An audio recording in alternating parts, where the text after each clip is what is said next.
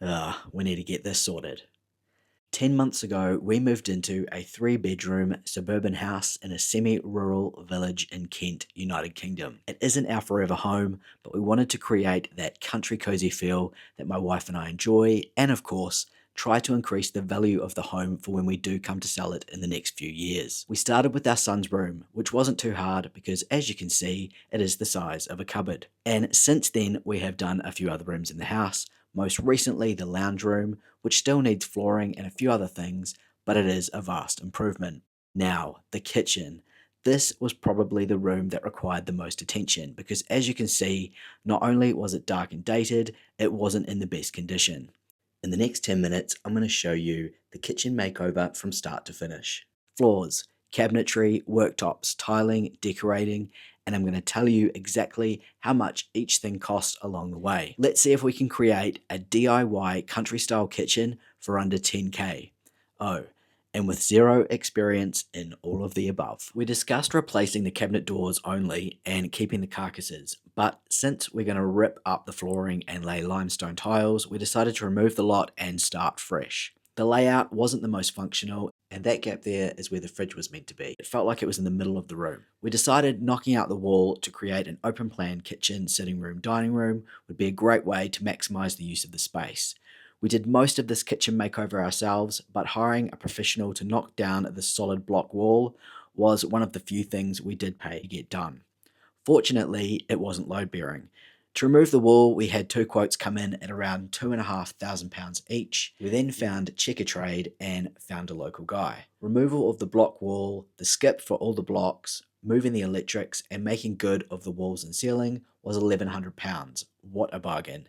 The builder and his team got it sorted in less than 8 hours. We looked at a few different kitchen companies, but after extensive research, we chose DIY Kitchens. The impression we got was that if you were comfortable measuring up yourself, using their online planner to design your kitchen, and then find an installer, or like we did, install yourself, you would get a kitchen of decent quality and aesthetics for a reasonable price. The planner was pretty easy to use, and we finally landed on a design that we were happy with. We got all units, doors, end panels, plinths, and cornices, etc. delivered for £3,871. This was the Silsen range in the colour Muscle. We decided on a solid oak worktop, but went through Top Worktops UK for this, as it was £150 cheaper than DIY Kitchens for the same product. It was £552 including delivery. That does not include installation. Now that the kitchen was on its way, it was time to move on to the flooring. We got 3 quotes. Each quote was for 30 square metres of limestone tile, lifting the old flooring, disposing of the old flooring, and installing the new tiles. Each quote came in at between £8,000 and £10,000. I know you get what you pay for, but this was a chance for me to up my skills and of course save some cash. I started in the dining area and worked my way to the kitchen. The skip for the old flooring was £215. We order 30 square metres of Minster antique limestone, 600 by random length, and this was from Natural Stone online. The cost of the tiles, adhesive, primer, grout, and sealer delivered to the door was £1,280. I recommend getting as much as you can of the heavy stuff from the same place, because anything delivered on a pallet is expensive. The kitchen used about 40% of these tiles, so let's call it £512 on the total. David from Natural Stone Online was a great guy to deal with, super helpful, and also recommended some tools I would need to install the tiles myself. These tools were £300 from Screwfix. This included a 9-inch angle grinder, a diamond blade for cutting the tiles, buckets, knee pads, trowels, and a float for the grout. Once I had tiled all the way up to the old kitchen, I waited until the new kitchen arrived because I knew my wife was going to be anxious about not having a sink and anything to take the pressure off. The units arrived assembled with the doors attached, which was complete bliss. That made my job so much easier. It was now time to remove the old kitchen so I could finish tiling the floor. The plumber came and capped off the gas to the gas hob before I started. This was £70. We quickly sold the old oven for £50 on the Facebook Marketplace. I was expecting to give it away so I didn't have to take it to the tip, so this was a win-win. I put what I could into the skip and the rest went into the car to the recycling centre, which didn't cost anything. It was quite surreal seeing the space without a kitchen. You can see here this was our wash-up station for the next little while, but I did start installing the units quite quickly. The larder units around the fridge took me about 4 hours, which I didn't think was too bad considering I'd never worked with kitchen cabinetry before. We did fancy the idea of an integrated fridge freezer, but we had just bought this one, and because this wasn't our forever home, we decided to stick with it. You can also see here we had a new cooker delivered. This is a Smeg dual cooker from Curry's, and it cost £1,000. The plumber came back and hooked this up to the gas, another £70. We also had an electrician come and wire the cooker in, add a few more sockets, and remove some that were no longer useful. This cost £220. I tackled some of the plumbing myself, including drilling a 4cm diameter hole through the wall. That was an hour and a half of not so much fun, but it all worked out, and now I know that I can do it. To install the kitchen, the main tools I used was a spirit level, a laser level, a drill, some screwdrivers, and I used these spacers to attach the units to the wall. We chose solid brass hardware from Yesterhome for 14 pulls in a few different designs. We paid £126 delivered. We love how heavy and solid these feel, and if you like your handles to always look shiny, make sure you grab yourself a tin of Brasso. You can see the difference. I'll put links to almost everything mentioned in this video in the description. We got the brass dual mixer from Bathroom House. It was £70.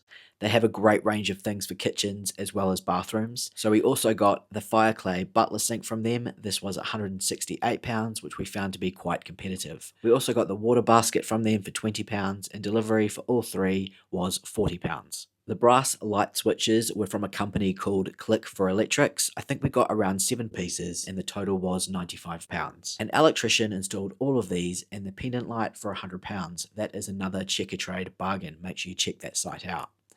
The light itself was from Lighting Hub and it was £85. Once I'd finished installing the units and had the plumbing sorted, it was then time to install the oak worktops. I worked out that it was cheaper and safer to hire a professional than buy the required tools and potentially stuff the oak cuts up. I found another guy with great reviews on Checkatrade and he installed them for £410.